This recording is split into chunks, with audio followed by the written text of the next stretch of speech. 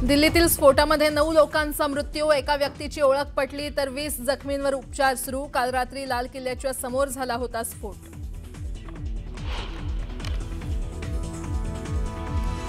बॉम्बस्फोटातील कारचं पुलवामा कनेक्शन समोर, शेवटच्या वेळी पुलवामाच्या एका व्यक्तीला विकण्यात आली होती i20 कार। गुरुग्राममधील सलमानच्या नावे कारचं रजिस्ट्रेशन। दिल्ली ब्लास्टचा गुन्हा UAPAच्या आधारे होणार दाखल, सूत्रांची माहिती। NIAला ही तपास सोपवला जाण्याची शक्यता। कार पार्किंगमध्ये लावणाऱ्या व्यक्तीचा शोध सुरू।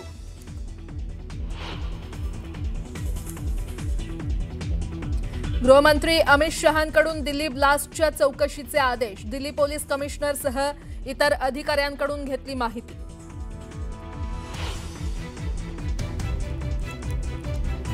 गृहमंत्री अमित शहांनी दिल्ली ब्लास्टच्या ठिकाणी जाऊन घेतला आढावा। उपस्थित पोलीस कमिशनरांनी आतापर्यंतच्या तपासाबद्दल दिली माहिती, तर शहांनी सकाळी 9:30 वाजता बोलावली अधिकाऱ्यांची महत्त्वाची बैठक।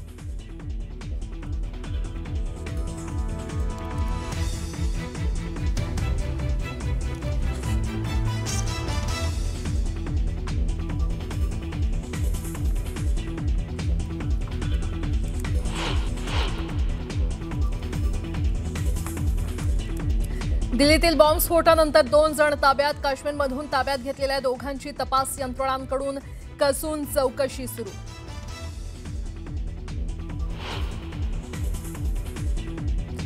दिल्ली ब्लास्टचं फरीदाबाद कनेक्शन असल्याचा दावा, डॉक्टर मुजम्मिल आणि डॉक्टर आदिलची तपास यंत्रणांकडून चौकशी। डॉक्टरच्या घरातून जप्त करण्यात आले होते 2900 किलो स्फोटकं।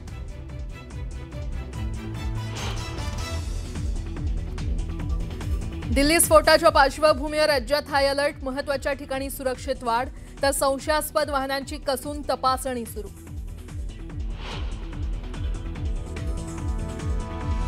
दिल्लीतील लाल किल्ल्यासमोर झालेल्या स्फोटानंतर मुंबईतही कडेकोट सुरक्षा बंदोबस्त तैनात। सिद्धिविनायक मंदिर परिसरात मोठा बंदोबस्त तैनात, संपूर्ण शहराला छावणीचं स्वरूप।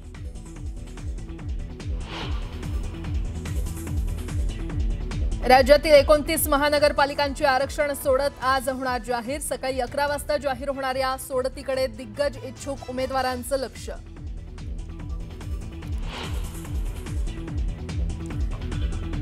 बिहार विधानसभेच्या शेवटच्या टप्प्याचं आज मतदान, 20 जिल्ह्यातील 122 विधानसभेच्या जागांवर होणार मतदान, तर 14 तारखेला जाहीर होणार निकाल।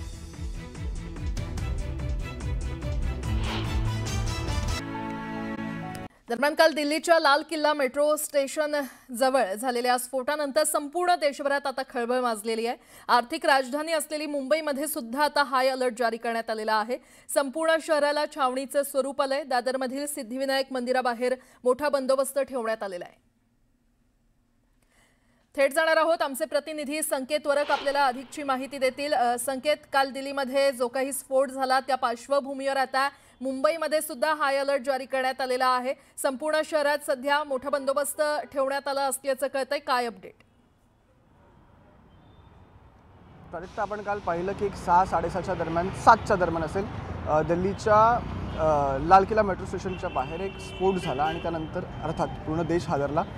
मुंबईची देशाची आर्थिक राजधानी मुंबई हा आतापर्यंतचा अशा जेव्हा कधी घटना घडतात हा एक सेन्सिटिव्ह पॉईंट, एक संवेदनशील भाग राहिला आहे। त्यामुळे काल रात्रीपासूनच मुंबईत सिक्युरिटी अक्षरशः टाईट करण्यात आली आहे, मोठा बंदोबस्त करण्यात आलेला आहे आणि सगळे वरिष्ठ पोलीस अधिकारी जे आपले आहेत ते आता सध्या ऑन ग्राउंडवरती आहेत। मी सध्या आहे मुंबईच्या दादर भागातील सिद्धिविनायक मंदिरात आणि आपण माझ्या मागे पाहू शकतो की फक्त पोलीसच नाही तर थोडा ह्याचा धसका जनतेने सुद्धा घेतलेला आहे, कारण की आज मंगळवार आहे आणि अक्षरशः मंदिराच्या बाहेर शुकशुकाट आपल्याला दिसायला मिळतोय। मंदिरातील 2 गेट आहेत, गेट नंबर 1 वरती पण पोलिसांची सिक्युरिटी आहे आणि गेट नंबर 2 वरती पण पोलिसांची सिक्युरिटी आहे।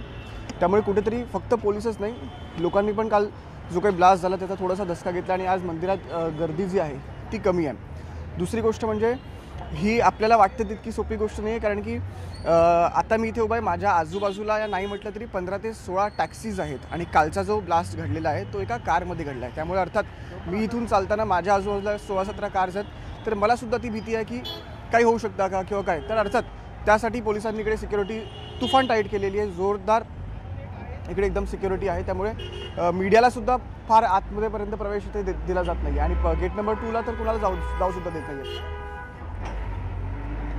प्राजक्ता. संकेत, वेळोवेळी अपडेट घेत राहू. तुर्तास धन्यवाद या माहितीसाठी. तर आपण पाहतोय तर सिद्धिविनायक मंदिर परिसरात सध्या छावणीचं स्वरूप आलेलं आहे. बंदोबस्त वाढवण्यात आलेला आहे. मुंबईत प्रशासनाकडून हाय अलर्ट जारी करण्यात आलेला आहे. सिद्धिविनायक मंदिर भागात कडेकोट बंदोबस्त ठेवण्यात आलेला आहे. काल दिल्लीच्या लाल किल्ला मेट्रो स्थानकाजवळ झालेल्या स्फोटानंतर आता आर्थिक राजधानी असलेली मुंबईमध्ये सुद्धा हाय अलर्ट जारी करण्यात आलाय. संपूर्ण शहराला छावणीचं स्वरूप आलं असल्याचं पाहायला मिळतंय. दादरमधल्या सिद्धिविनायक मंदिराबाहेर मोठा बंदोबस्त ठेवण्यात आलेला आहे.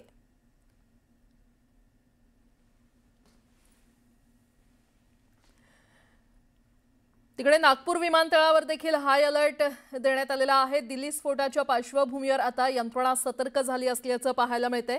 काल दिल्लीच्या लाल किल्ला मेट्रो स्थानकाजवळ मोठा स्फोट झाला आणि त्याच पार्श्वभूमीवर नागपूर विमानतळावर हाय अलर्ट जारी करण्यात आलाय. दिल्ली स्फोटाच्या पार्श्वभूमीवर यंत्रणा सतर्क आहे. या संदर्भात अधिक माहिती देत आहेत आमचे प्रतिनिधी उदय तिमांडे आपल्यासोबत जोडले गेलेले आहेत. उदय, दिल्ली स्फोटाच्या पार्श्वभूमीवर आता नागपूर विमानतळाला देखील किंवा विमानतळावर हाय अलर्ट जारी करण्यात आला असल्याचं कळतंय. काय अपडेट? प्राजक्ता, अगदी खरं आहे. दिल्लीमध्ये जी काही बॉम्बस्फोटाची घटना घडली त्यानंतर नागपूर विमानतळाला जे आहे ते हाय अलर्ट देण्यात आलेला. कारण नागपूर विमानतळ जे आहे ते देशाच्या मध्यवर्ती ठिकाणी आहेत आणि नागपूरवरून मुंबई, दिल्ली, हैदराबाद अशा वेगवेगळ्या ठिकाणी जे आहेत त्या कनेक्टिंग फ्लाईट आहे. त्यामुळे नागपूर विमानतळावरून जे आहे ते संवेदनशील गोष्टींचा वापर केला जाऊ शकतो किंवा देशहिताला अयोग्य असेल अशा घटना घडवल्या जाऊ शकतात आणि त्या पार्श्वभूमीवर जे आहे ते नागपूरच्या विमानतळाला हाय अलर्ट देण्यात आलेला. आपण पाहतोय की नागपूर विमानतळाची सुरक्षा व्यवस्था जी आहे ती वाढवण्यात आलेली आहे. नागपूर विमानतळावर येणाऱ्या सर्व गाड्यांची जी आहे ती कसून तपासणी जी आहे ती केली जाते. काल रात्रीपासून जी आहे ती ही सगळी तपासणीला जी आहे ती सुरुवात करण्यात आलेली आहे. CISFची QRT टीम देखील इथं जी आहे ती तैनात करण्यात आलेली आहे. विमानतळाच्या पूर्ण परिसराला, म्हणजे विमानतळ ज्या ज्या परिसरामध्ये एंट्री गेट असेल जिथून विमानतळाच्या आत प्रवेश करतो त्या सर्व भागामध्ये जे आहे ते मोठ्या प्रमाणात सुरक्षा दलाचे CISFचे जवान तैनात करण्यात आलेले आहे. विशेष म्हणजे सशस्त्र जवान देखील जे आहेत ते तैनात करण्यात आलेले आहे. कारण नागपूर हे अतिशय संवेदनशील आहे. याच नागपूरमध्ये राष्ट्रीय स्वयंसेवक संघाचं मुख्यालय, दीक्षाभूमी, RBI अशा महत्त्वाच्या ठिकाण आहेत. त्यामुळे नागपूरमध्ये रोज देश विदेशातून जे आहे ते अनेक नागरिक विमानाच्या माध्यमातून प्रवास करत असतात. त्यामुळे कुठलीही अनुचित घटना घडणार नाही या दृष्टीने जे आहे त्या सगळ्या तपास यंत्रणा ज्या आहेत त्या सजग आहेत आणि याच पार्श्वभूमीवर नागपूर विमानतळामध्ये देखील सुरक्षा व्यवस्था वाढवण्यात आल्याचं आपण पाहतोय. सुरुवातीला ज्या गाड्यांमधून लोक येतात त्या गाड्यांची तपासणी केली जाते आणि विमानतळाच्या आतमध्ये जाताना जे काही सामानांची तपासणी होते ती रेग्युलर आहे. मात्र त्यामध्ये देखील आता जी आहे ती वाढ करण्यात आलेली आहे. सगळ्या बॅग्स उघडून पाहिल्या जातात, त्यामध्ये काही संशयास्पद वस्तू नाही आहे ना, या सगळ्या गोष्टींची खातर जमा झाल्यानंतरच जे आहे ते प्रवाशांना देखील विमानतळावर जो आहे तो प्रवेश दिला जातोय. प्राजक्ता, ठीक आहे. उदय, धन्यवाद या संपूर्ण माहितीसाठी. तर दिल्ली स्फोटामुळे आता संपूर्ण देशात यंत्रणा सतर्क झालेली आहे.